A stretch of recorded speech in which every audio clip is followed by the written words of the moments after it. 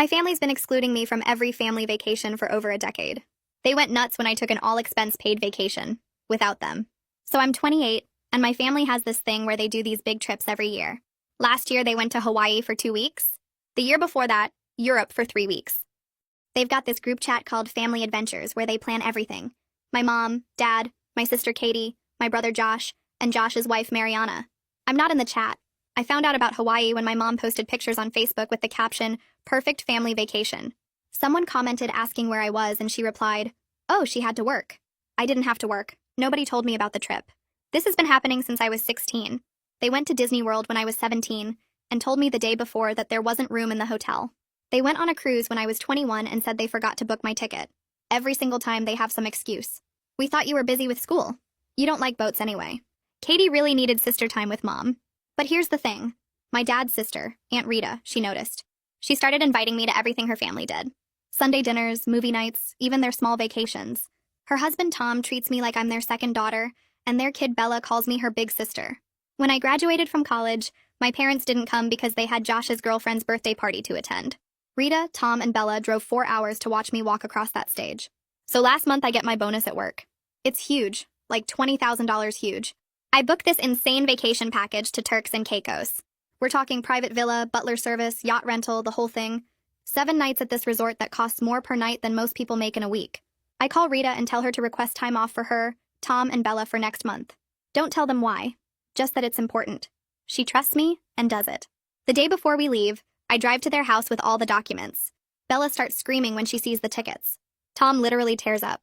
Rita keeps saying, "I can't accept this, it's too much." I tell them they're my real family and this is happening. We fly out the next morning, first class, which none of them have ever done before. Bella takes pictures of everything. Tom orders champagne just because he can.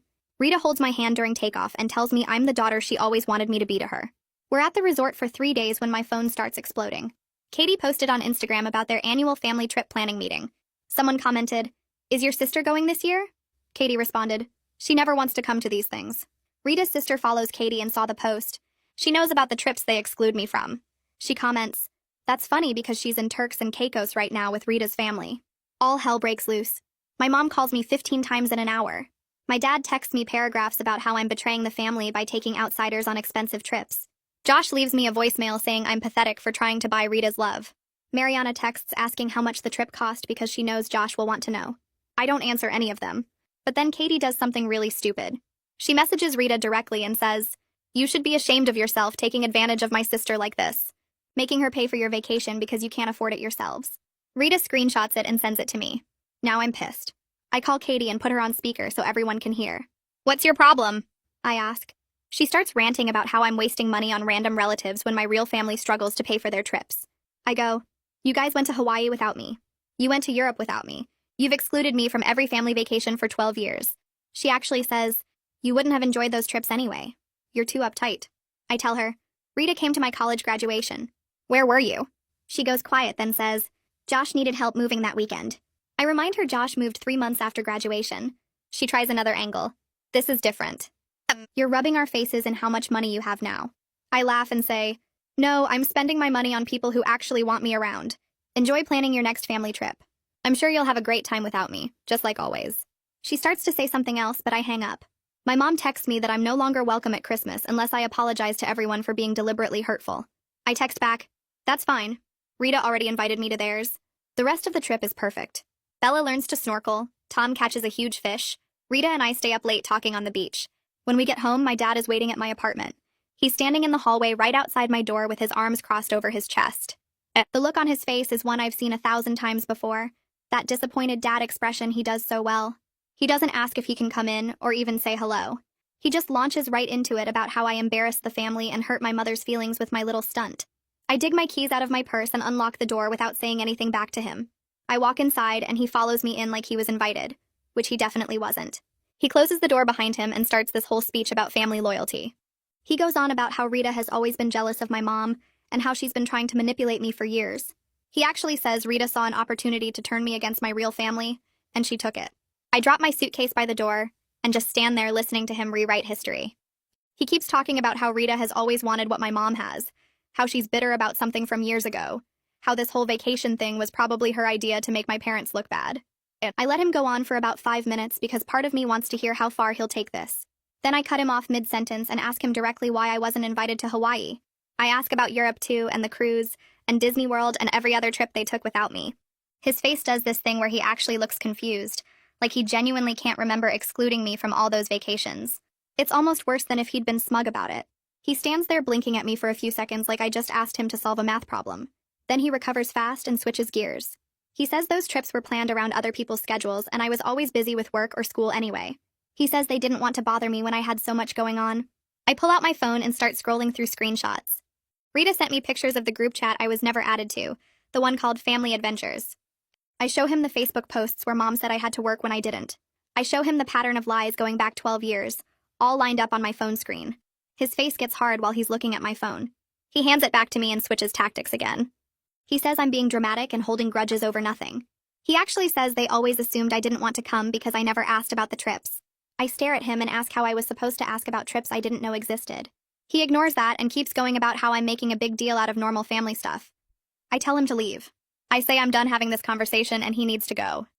He doesn't move from where he's standing in my living room. He says we need to resolve this as a family, which apparently means me apologizing to everyone and pretending the last 12 years didn't happen. He actually says if I just apologize for the vacation and for being disrespectful, we can move past this. I pull out my phone again and call Rita, putting her on speaker before it even starts ringing. She picks up on the second ring and I tell her my dad is in my apartment refusing to leave. I ask if Tom can come over because I know my dad won't make a scene in front of his brother-in-law. Rita starts to say Tom doesn't need to bother, but I talk over her and say please. My dad's whole expression changes from disappointed to angry. His face gets red and he points at my phone. He says I'm choosing sides and destroying the family by calling Rita instead of working this out with him. He says I'm proving everything he just said about her manipulating me. Then he finally heads for the door, but he slams it so hard behind him that the picture frames on my wall shake. My neighbor opens her door and peeks out to see what the noise was. I wave at her and say everything's fine, then close my door and lock it. Tom shows up 20 minutes later even though Rita told him on the phone not to bother. He knocks and identifies himself before I open the door. He comes in and does a walk through my whole apartment, checking the locks on the windows and making sure the door deadbolt works right. He asks if my dad has a key and I say no. I never gave my parents one. Tom nods and says that's good, then offers to stay on my couch tonight in case my dad comes back. I tell him no, but I appreciate it more than I can even put into words. He pulls me into a hug and says I'm his daughter too. He says he's proud of me for standing up for myself even though it's hard and scary. I hug him back and feel myself getting emotional, but I hold it together. Tom stays for another hour just sitting with me on the couch, not really talking about anything important, just being there. When he finally leaves, he makes me promise to call if anything else happens, and I lock the door behind him. That night, I can't sleep, and I keep going over everything my dad said, wondering if maybe I really am being too hard on them. I stare at my ceiling for hours trying to figure out if I'm the problem here. Then around 3 in the morning, I remember my college graduation and how I sat in that audience watching other families take pictures together and celebrate while my parents were at some birthday party for Josh's girlfriend who they barely even knew. Rita drove 4 hours each way just to watch me walk across a stage for 30 seconds. My parents couldn't drive 20 minutes. I stop wondering if I'm being unreasonable after that and finally fall asleep around 4. My alarm goes off at 7 for work, and I feel like garbage, but I drag myself up anyway. I'm making coffee when my phone buzzes with a text from Katie, and I almost don't open it, but I do. It's this massive wall of text about how I've always been difficult and caused problems in the family. She lists all these examples from when we were kids, like the time I cried at her birthday party when I was 6 because no one would play with me, or when I didn't want to share my toys with Josh when I was 8. She rewrites every single memory to make me the villain in situations where I was literally just a kid existing. She says I was always jealous of her relationship with Mom, and that I made family dinners awkward by being quiet and sullen. I read through the whole thing twice and I can't even believe what I'm seeing. She's making stuff up or twisting normal kid behavior into evidence that I'm some kind of problem child who deserved to be excluded. I don't respond to her, but I screenshot every single message and send them all to Rita. My phone rings about 30 seconds later and Rita is already talking before I even say hello. We spend the next hour going through Katie's message line by line, and Rita points out all the ways Katie is gaslighting me and trying to manipulate the narrative. Rita remembers most of these events differently, or knows the real context that Katie left out. Like that birthday party where I cried, Rita was there and she remembers that Katie's friends were actively mean to me and made fun of my dress. The toy thing with Josh happened right after he broke my favorite doll on purpose, and my parents made me apologize to him. Rita gets more and more angry as we go through everything, and she keeps saying she can't believe Katie would try this manipulation tactic. She tells me this is classic scapegoat behavior where one family member gets blamed for everything, so the others don't have to look at their own actions. Rita mentions that her sister saw more comments on Katie's Instagram post about the family trip planning, and apparently extended family members are weighing in now. Some of them are defending me and saying they always wondered why I was never at family events. Rita says one cousin commented asking why I wasn't in the family group chat, and another aunt said she thought it was weird that I missed so many holidays. This is apparently making my parents really angry because now people are asking uncomfortable questions instead of just accepting whatever excuse my mom gives. Rita sounds almost happy about it, which makes me feel less guilty for causing drama. We finally hang up and I'm running late for work, but I feel better knowing Rita sees exactly what Katie is trying to do. I'm at my desk for maybe 2 hours when my phone rings and it's my dad's number. I almost don't answer, but something makes me pick up and it's my mom crying. She's using my dad's phone because I've been ignoring her calls from her own number. She's sobbing about how I've turned the whole family against them, and how relatives are asking her why they were excluded me, and she doesn't know what to say. She keeps saying I'm making them look like bad parents and that I'm being cruel by not defending them to extended family. I let her talk for a minute and then I tell her that I didn't turn anyone against them. They did that themselves by lying about me for 12 years. She starts to argue and say they never lied. They just didn't want to burden me with trips I wouldn't enjoy. I tell her that's a lie too, and I hang up before she can say anything else. For the first time since this whole thing started, I don't feel crazy for being hurt by their behavior. That afternoon, Josh leaves me a voicemail, and I can tell immediately that my parents wrote a script for him because he sounds like he's reading. He talks about family forgiveness and moving forward together and healing old wounds. He never once says what they did wrong or acknowledges that they excluded me or offers any kind of actual apology. It's all just generic stuff about how family is important, and we need to work through our differences. The whole message is like 5 minutes long, and he sounds uncomfortable the entire time, like he knows this is garbage, but he's doing it anyway. I text him back with just one question, which is, "Did you know I wasn't invited to Hawaii?" He doesn't respond for 6 hours, and I'm starting to think he's just going to ignore me. But finally my phone buzzes. His text just says, "Mom said you had to work and nothing else." That tells me everything I need to know about whether he's willing to see the truth, or if he's just going to keep believing whatever makes things easier for him. Sunday comes around and Rita invites me to their regular dinner like always. I've been going to these dinners for years, and it's the most normal part of my week. Bella is so excited when I get there because she got all the photos from our vacation printed, and she wants to show me every single one. We spread them out on the dining room table and go through them while Rita makes dinner. There's pictures of Bella snorkeling and Tom on the yacht and all of us at the beach. Tom's sunburn in the photos is hilarious, and we're all laughing at how red he got on the second day. He keeps saying he used sunscreen, but clearly not enough. Rita made her special lasagna, and we're halfway through dinner when the doorbell rings. Rita gets up to answer it and comes back with her sister Virginia and Virginia's husband and their kids. Virginia walks straight over to where I'm sitting and pulls me into this tight hug. She says she's glad I finally stood up to my parents and that she's watched them treat me like an afterthought for years. She says someone needed to call them out on their behavior, and she's proud of me for doing it, even though it's hard. Virginia pulls back from the hug and sits down at the table with us. She grabs a piece of garlic bread and says my mom called her 2 days ago, asking her to talk sense into me.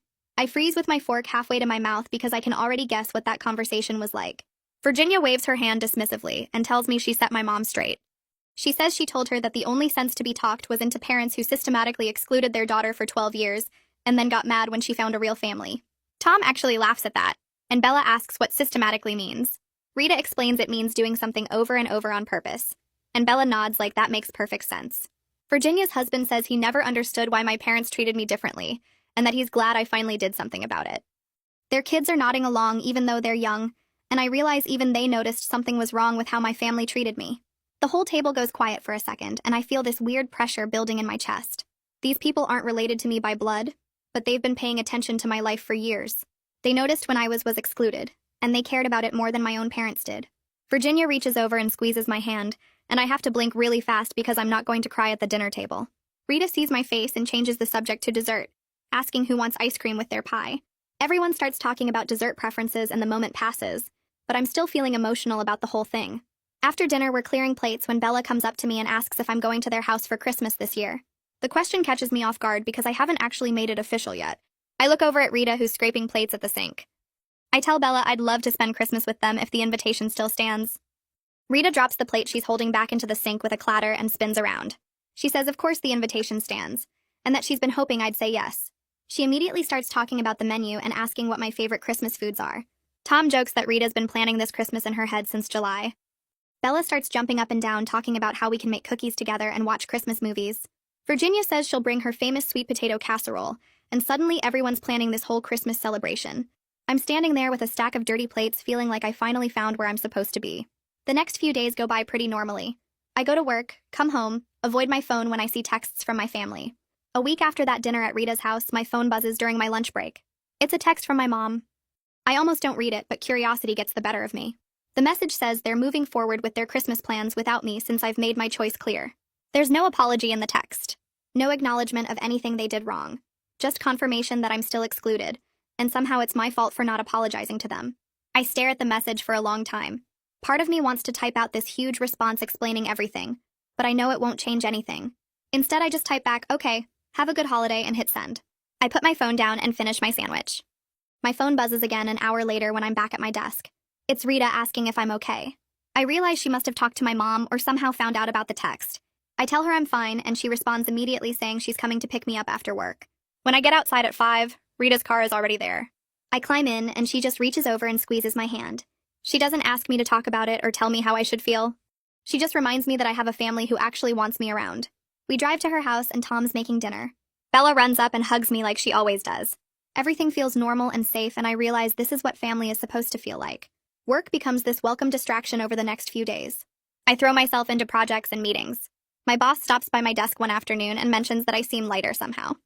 She says I've been more focused and engaged in meetings. I tell her I've just been working through some family stuff, and she nods like she understands. Later that day, I'm getting coffee in the break room, and I realize my boss is right. Standing up for myself has been painful, but it's also lifted this weight I didn't even know I was carrying. I'm not constantly wondering why my family doesn't want me around anymore. I know why, and I know it's not actually about me. The next morning, I'm scrolling through social media during breakfast, and Katie's latest post pops up. It's a bunch of photos from what she's calling the family Christmas planning meeting. There's my mom and dad, Josh and his wife, all of them sitting around my parents' dining room table with notebooks and calendars. Katie tagged everyone in the photos except me. She even tagged some cousins who aren't in the pictures. The exclusion is so deliberate, it's almost funny. It stings for just a second, that sharp feeling of being left out. But then I remember that these are the same people who went to Hawaii without telling me. The same people who chose a girlfriend's birthday party over my college graduation. I'm planning Christmas with people who drove 4 hours to watch me walk across the stage. I close the app and finish my breakfast. That weekend, I'm back at Rita's house helping Bella with a school project. We're building some kind of volcano for her science class, and there's paper mache everywhere. Bella gets this serious look on her face and asks if she can call me her sister instead of her cousin. She says that's what I really am to her anyway. I tell her I'd be honored, and she throws her arms around me, getting paper mache paste all over both of us. Rita walks in and sees us hugging, and her eyes get all watery. She doesn't say anything, but I can see what it means to her. Tom comes in and asks what he missed, and Bella announces that I'm officially her sister now. Tom grins and says he always knew I was part of the family. We finish the volcano and order pizza, and everything feels right. Monday morning, I'm at work eating lunch at my desk when the receptionist calls. She says there's someone here to see me, and she sounds uncertain. I ask who it is, and she says it's my father. My stomach drops, but I take a breath and ask if he's causing problems. She says no, but that he's insisting he needs to talk to me. I tell her to let security know and that I don't want to see him. There's a pause, and she says, okay, she'll handle it. I can hear her talking to someone in the background. She comes back on the line and says security is with him now and asking if I want to see him. I say no again, clearer this time. I realize I have the power to enforce my boundaries. I don't have to see him just because he showed up. The receptionist says she'll take care of it and hangs up. I sit at my desk trying to focus on my computer screen, but my hands are shaking. About 10 minutes later, the receptionist calls back. She says my father left, but he left a note for me with security. She asks if I want her to bring it up. I tell her yes, and she arrives a few minutes later with a sealed envelope. I thank her, and she gives me this sympathetic look before heading back downstairs. I open the envelope and pull out a piece of paper covered in my dad's handwriting. The first line says I'm breaking my mother's heart and destroying the family. I don't read the rest. I fold the paper back up, walk to the break room, and throw it in the trash. I'm done accepting blame for their choices. That weekend, Tom calls and asks if I want to go fishing with him on Saturday morning. He says he usually goes alone, but thought I might like to come along. I've never been fishing in my life, but I tell him yes right away. Something about the invitation feels important. Like he's showing me I'm part of his regular life now, not just the big vacation moments. Saturday morning, I meet him at the lake at 6 in the morning. It's cold and foggy, and I'm wearing clothes Rita lent me because I don't own anything appropriate for fishing. Tom hands me a thermos of coffee and doesn't make fun of my borrowed gear. We get the boat loaded and head out onto the water. The lake is quiet except for the sound of the motor and a few birds calling to each other. Tom cuts the engine and we drift for a while before he starts setting up the fishing rods. He shows me how to cast, his hands guiding mine through the motion. He's patient when I mess up and tangle the line. He just untangles it and tells me to try again. We sit in comfortable silence for a long time, just the sound of water lapping against the boat. Then Tom starts telling me stories about when Rita and my dad were kids. He talks about how they used to build forts in the woods behind their house, and how Rita always let my dad be the leader even though she was older. He mentions summer trips to their grandparents' farm and how my dad would get jealous when their parents praised Rita for being responsible. Tom says my dad was always competitive with Rita, always trying to prove he was just as good or better. He says their parents favored Rita because she was calmer and more helpful, and my dad never really got over that. Tom looks at me and suggests that maybe my parents excluded me because I reminded them of Rita. Or maybe because they saw how much Rita loved me and it triggered something in my dad. The observation hits me hard because it actually makes perfect sense. Katie looks exactly like my mom with the same blonde hair and sharp features. Josh acts like my dad, competitive and always needing to be the center of attention. But everyone has always told me I'm just like Rita, calm and thoughtful and good at listening. Maybe that's exactly why they pushed me away. Maybe every time they looked at me they saw my dad's sister instead of their daughter. I sit with that realization while Tom reels in a fish. He doesn't push me to talk about it, just keeps fishing and telling stories. We stay out on the lake until noon and I catch 2 fish and Tom catches 5. On the drive back, he tells me we should do this again next month. Thanksgiving comes and I spend it at Rita's house. Virginia and her husband and kids show up around noon with 3 pies and a huge bowl of mashed potatoes. The house is full of noise and laughter and the smell of turkey. Rita starts a new tradition where we go around the table and everyone says what they're grateful for. When it's my turn, I say I'm grateful for family who chooses to show up. Bella immediately adds that she's grateful I'm her sister now. Rita starts crying happy tears right into her mashed potatoes and has to excuse herself to get tissues. Tom squeezes my hand under the table. Virginia's kids talk about being grateful for video games and pie and everyone laughs. The whole day feels easy and natural. No one walking on eggshells or worrying about being forgotten. I'm not anxiously checking my phone waiting for a text that never comes. I'm just here, fully present, with people who actually want me around. Later that evening when I'm home, Virginia texts me a screenshot.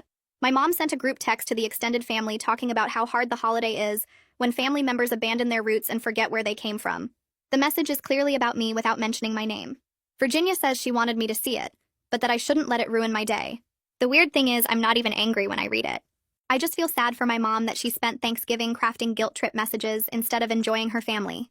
Several relatives respond to my mom's text, and Virginia screenshots those too. My dad's cousin says she's seen how I was treated over the years and thinks my mom needs to look in a mirror. Rita's brother mentions that he noticed I was never invited to family trips and always wondered why. Another cousin points out that Rita's family seems pretty happy to include me in everything. My mom doesn't respond to any of them. Virginia texts me a few days later saying my mom has stopped posting on social media completely. She heard through another relative that my mom is upset no one is taking her side. Apparently, she expected everyone to agree that I'm being ungrateful and difficult. Instead, people are asking her uncomfortable questions about why she excluded me for 12 years. The first week of December, my phone rings and it's Josh. For just a second, I think maybe he's calling to apologize, to finally acknowledge what happened. Instead, he asks if I'm really not coming to Christmas this year. He says Mom is upset and can't I just pretend everything is fine for her sake? Just come to Christmas and act normal and everyone can move on. I tell Josh I'm done pretending. I spent 12 years pretending it didn't hurt to be excluded from every family vacation and every important event. I pretended it was okay that they went to Hawaii without telling me. I pretended it didn't matter that they chose a girlfriend's birthday over my college graduation. I won't spend one more day pretending any of it was acceptable. Josh says I'm being selfish and making everything about me. He says Mom is struggling and I should be the bigger person. I hang up on him and finally understand that he will never see me as anything but the problem. He'll never admit that they did anything wrong. To him, I'm just difficult and ungrateful, and nothing I say will change that view. I text Rita and tell her about the call. She responds immediately saying their loss is her gain, and that she's already planning Christmas dinner with me in mind.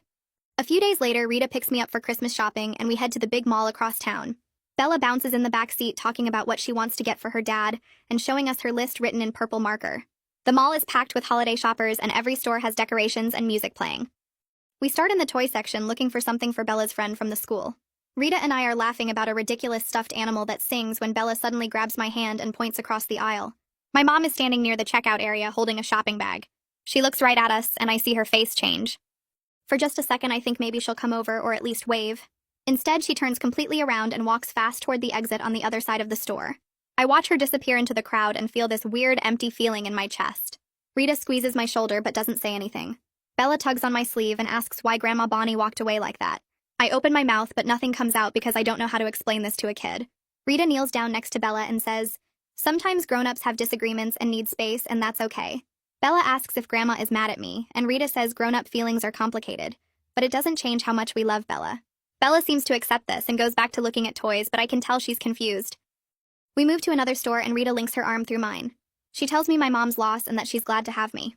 We try on ridiculous hats in the accessory store, and Bella puts on a huge floppy sun hat with fake flowers. Rita wears a fuzzy winter hat with ear flaps, and I pick up a sparkly beret. We take pictures in the mirror making silly faces, and Bella laughs so hard she snorts. The sadness from seeing my mom fades as we move through the stores. We stop at the food court and get hot chocolate piled high with whipped cream. Bella gets chocolate on her nose, and Rita uses a napkin to wipe it off. This is what family is supposed to feel like. No one is checking their phone to see if someone else texted. No one is making plans without me. We're just here together having fun. Rita and I split a giant pretzel, and Bella tells us about her school play. We spend 2 hours going from the store to the store, and my feet hurt, but I don't care. I find a beautiful scarf for Rita in deep blue that matches her eyes. For Tom, I get a fancy fishing lure set he mentioned wanting months ago. For Bella, I find this art kit with every color marker and special paper for drawing. I also grab a nice candle set for Virginia and her husband because they've been so supportive. Rita tries to peek in my shopping bags, but I hide them and tell her no spoiling the surprise. We pass a jewelry store, and Bella presses her face against the window looking at sparkly necklaces. Rita and I exchange a look, and we go inside. I let Bella pick out a simple silver bracelet with a heart charm. The clerk wraps it up, and Bella carries the small bag like it's treasure. On the drive home, Bella falls asleep in the back seat, hugging her shopping bags. Rita reaches over and holds my hand. She tells me she's proud of me for handling the situation with my mom with grace. I don't feel very graceful, but I appreciate her saying it. 3 days before Christmas, my phone buzzes with a text from Mariana. I stare at her name on my screen for a full minute before opening it. She says she's sorry for not speaking up over the years. She writes that she always thought the exclusion was wrong, but didn't want to cause problems with Josh's family. She says she should have said something and that she regrets staying quiet. I read the message 3 times trying to figure out how I feel about it. Part of me wants to be angry, but mostly I just feel tired. I text back that I appreciate her apology, but staying silent made her complicit. I tell her that watching something wrong happen and doing nothing is still a choice. She responds right away saying she accepts that and understands if I don't want a relationship with her. She just wanted me to know she sees the truth now. I put my phone down and don't respond again. It's something I guess, but it doesn't change 12 years of silence. Christmas Eve at Rita's house smells like sugar and cinnamon. Bella drags me into the kitchen where cookie dough is already spread across the counter. We spend the afternoon cutting out shapes and decorating them with colored frosting. Tom builds a fire in the living room and the whole house feels warm. Rita teaches me her mom's recipe for cinnamon rolls that we'll bake in the morning. She shows me how to roll the dough just right and tells me stories about making these with her mom when she was little. We watch old Christmas movies, and Bella insists on making hot chocolate from scratch with real cocoa powder. She stirs the pot carefully while Rita supervises. Tom brings in more wood for the fire and settles into his chair with a book. I curl up on the couch with a blanket, and Bella snuggles next to me. The TV plays some old movie about a kid wanting a BB gun, but I'm barely paying attention. I'm just soaking in this feeling of being exactly where I'm supposed to be. Around 10, Bella starts yawning, and Rita sends her up to brush her teeth. I help clean up the kitchen, and Rita hugs me tight before I head upstairs. I sleep in the guest room, which Rita now calls my room. She's hung photos on the walls, including several from our Turks and Caicos trip. There's one of all 4 of us on the beach at sunset and another of Bella and me snorkeling. My favorite is a candid shot of Rita and me laughing at dinner. I change into pajamas and climb into bed. The sheets smell like lavender, and the room is quiet except for the house settling. I fall asleep feeling completely at peace. Christmas morning, Bella bursts into my room at 7, jumping on the bed. She's wearing reindeer pajamas and her hair is sticking up everywhere. I follow her downstairs where Tom already has coffee brewing and Rita is pulling the cinnamon rolls from the oven. The smell is incredible. We eat breakfast first, even though Bella keeps looking at the presents under the tree. Rita makes scrambled eggs and Tom cuts up fruit. Finally, we move to the living room and start opening gifts. We go slowly, taking turns and actually watching each person open their present. Bella opens the art kit first and screams with excitement. She immediately wants to start drawing, and Rita has to remind her to finish opening everything else first. When Rita opens the photo album I made from our vacation, she starts crying. She flips through every page looking at the pictures and reading the little notes I wrote. Tom gets emotional too, looking over her shoulder. Bella loves the bracelet and puts it on right away, holding her wrist up to show everyone. I open gifts from them, including a soft sweater from Rita and a new purse from Bella that she picked out herself. Then Tom hands me a long, thin package. I unwrap it carefully and find a fishing rod with my name engraved on the handle. Tom says he expects me to use it regularly. The gesture hits me hard because it's not just a gift. It's a promise that I'll be around, that I'm part of their regular life. I hug him and feel tears starting, but I don't care. This is my family, and I'm finally home.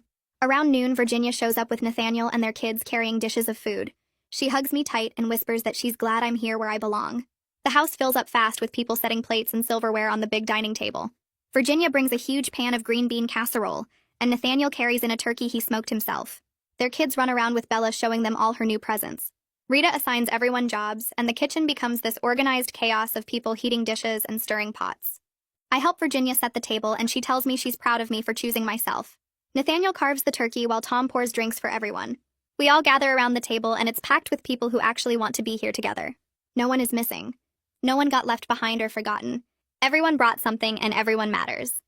Rita says a quick thank you for the food and the people around the table, and then we start passing dishes. The conversation flows easy with people laughing and telling stories. Bella sits next to me and keeps putting food on my plate, saying I need to try everything. I look around at all these faces and realize this is what family dinners are supposed to feel like. My phone sits in my pocket completely silent. I check it once during dessert and there's nothing. No texts from my mom or dad, no calls from Katie or Josh, not even a generic Merry Christmas message. It hurts for a second seeing that empty screen, but then I look back at the table full of people who chose to be here with me. My biological family is somewhere having their own Christmas, and they're fine without me. They're probably not even thinking about me right now. That realization settles into my chest, heavy and painful, but also clear. They're more interested in being right than having a relationship with me. They'd rather exclude me and defend their choice than admit they were wrong or try to fix things. The silence from my phone tells me everything I need to know about where I stand with them. After dinner, everyone helps clean up, and then we move to the living room for coffee and more dessert. Rita pulls me aside into the hallway while everyone else is distracted. She hands me a small wrapped box and tells me to open it now. Inside is a silver key on a simple keychain. There's a note tucked under it that says, "You always have a home here," in Rita's handwriting. I look up at her and my eyes fill with tears. She pulls me into a hug, and I finally let myself cry for real. Not sad crying exactly, but this release of everything I've been holding. All the years of being left out and making excuses for them and wondering what was wrong with me. All of it comes out while Rita holds me and rubs my back. She tells me I'm her daughter in every way that matters, and this house is my home whenever I need it. I cry harder because I've wanted to hear those words my whole life. When I finally stop crying, my face is blotchy and my eyes are swollen, but I feel lighter somehow. Like I've been carrying this weight for 12 years and I finally put it down. Rita wipes my face with her sleeve and we go back to join everyone else. No one asks why my eyes are red. They just make room for me on the couch and hand me a cup of coffee. A week later, Rita throws a New Year's Eve party and invites all their friends. The house fills up with couples and families I've never met before. A woman named Sarah introduces herself and says she's heard so much about me. She mentions that Rita talks about her second daughter all the time. Another couple comes over and the husband says Rita showed them pictures from our vacation, and it looked amazing. I meet person after person who knows stories about me.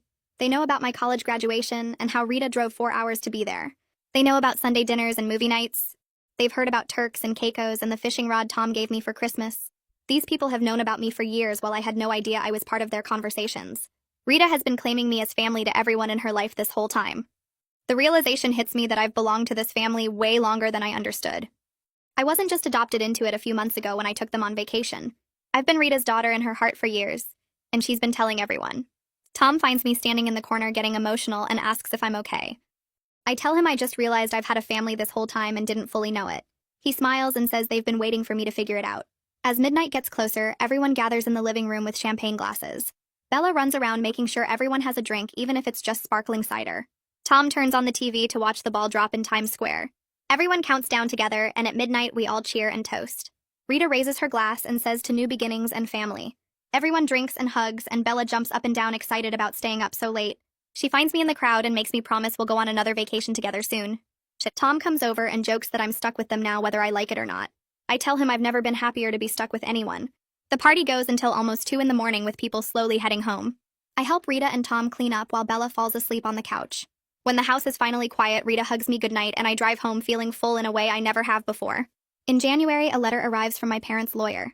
My hands shake opening it because I expect something mean or hostile. Instead, it's just business paperwork about a family trust my grandmother set up years ago. The letter is professional and distant, explaining that they need my signature on some documents to finalize the distribution. There's no personal message from my parents. No note saying they miss me or want to talk. Just legal paperwork treating me like any other beneficiary they need to deal with. The coldness of it somehow hurts more than if they'd sent something angry. This makes it clear they're moving forward with their lives, and I'm just a legal obligation to handle. I put the letter on my counter and stare at it for a while. Then I look up lawyers in my area and make some calls. I find one who handles family trust issues and make an appointment for the following week. When I tell Rita about the letter, she immediately offers to come to the lawyer meetings with me. She says I shouldn't have to deal with this alone. I appreciate the offer, but something in me wants to handle this myself. I tell her I can do it, and I'm surprised by how strong my voice sounds. The lawyer meeting is straightforward and professional. I explain the situation and he reviews the paperwork. He says it's a simple distribution and shouldn't take long to resolve. I sign what I need to sign and let him handle communicating with my parents' lawyer. Over the next few weeks, the legal stuff moves forward quickly. My parents don't fight me on anything or try to reduce my share or make it difficult. Everything is fair and reasonable and completed without any drama. Their lawyer sends the final paperwork, and it's done. Somehow that feels worse than if they'd tried to fight me or cut me out. It would have shown they cared enough to be petty or mean.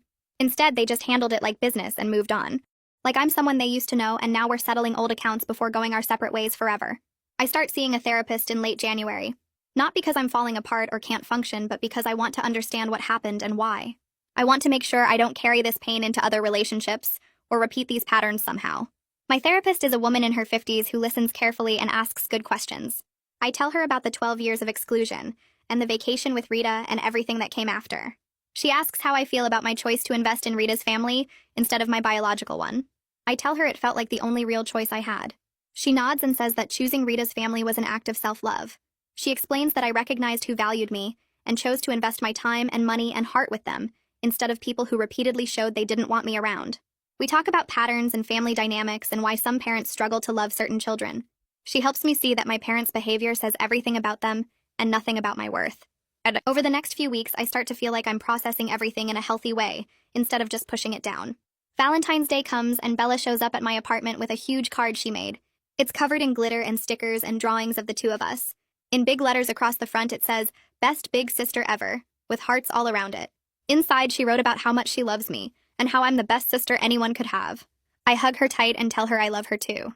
After she leaves, I put the card on my fridge right next to the photos from Turks and Caicos. There's one of all four of us on the beach and another of Bella and me snorkeling. Every time I walk past my fridge, I see that card and those photos, and I remember what real family looks like. A week after Valentine's Day, Rita calls me and suggests we plan a trip together, just the two of us. She wants to take me to the small town where she and my dad grew up, to show me the good parts of our family history before everything got messy and complicated. We spend an evening at her kitchen table looking at old photos and planning the route. Rita points to a picture of her and my dad as kids, standing in front of an old diner that apparently made the best milkshakes in 3 counties. She tells me stories about their childhood that sound almost magical, back when they were close and looked out for each other. I book us a bed and breakfast for a long weekend in April, and Rita gets excited like a kid planning an adventure. In March, my boss calls me into her office and tells me I'm getting promoted to senior analyst with a significant raise. I walk out of that meeting and the first person I call is Rita. She screams so loud I have to pull the phone away from my ear, then immediately starts planning a celebration dinner. That night, Rita, Tom, and Bella take me to this nice Italian restaurant downtown. Tom orders a bottle of wine and stands up to give a toast, telling everyone at nearby tables that his daughter just got promoted. He talks about how proud he is of the woman I've become, how I've shown strength and grace through difficult times. Bella adds that I'm the best big sister anyone could ask for, and Rita reaches across the table to squeeze my hand. The waiter brings out a dessert with a candle in it and the whole restaurant sings.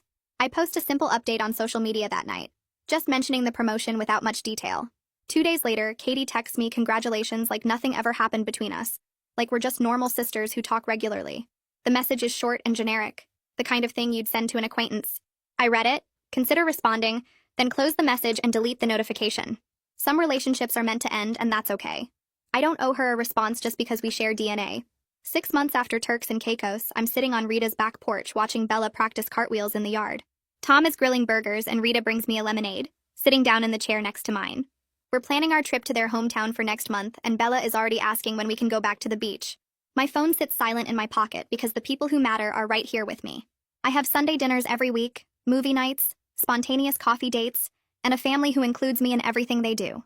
Rita, Tom, and Bella show up for me consistently, celebrate my wins, support me through hard times, and never make me question whether I'm wanted. My life feels full in a way it never did when I was trying to earn love from people who were never going to give it. Family isn't about blood or obligation or shared last names. It's about who's willing to love you consistently, who shows up when it matters, who makes space for you at their table without you having to ask. I finally understand that, and I'm happier than I've ever been.